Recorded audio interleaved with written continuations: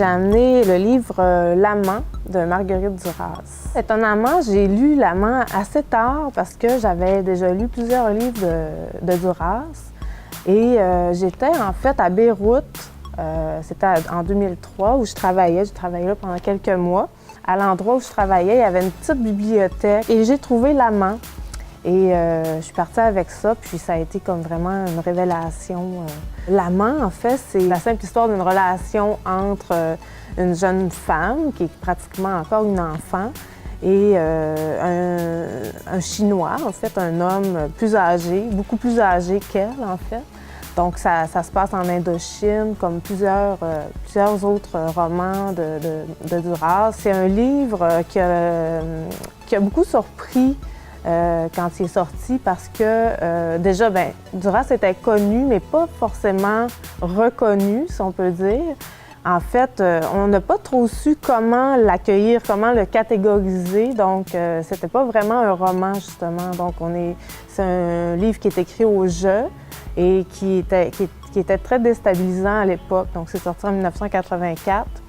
Et donc c'est une autofiction. Comme l'autofiction n'existait pas beaucoup à cette époque-là, justement. C'est un roman, un livre sur l'amour, bien sûr, sur la jouissance de la vie et aussi sur l'écriture.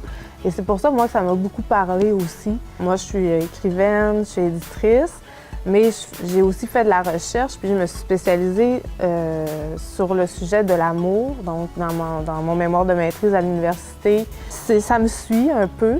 Puis je l'ai utilisé aussi dans mon roman La Garçonnière. Donc, il y a une scène qui se passe justement à Beyrouth où le personnage lit l'amant. C'est vraiment un livre atmosphérique, comme quand la jeune fille et l'amant sont, à un moment donné, se rencontrent dans une espèce de lieu où les fenêtres sont... Il y a des stores, mais les fenêtres sont ouvertes vraiment. Donc, ils sont là, ils se battent, eux. Et il y a les bruits de l'extérieur, de la rue, du marché, tout autour.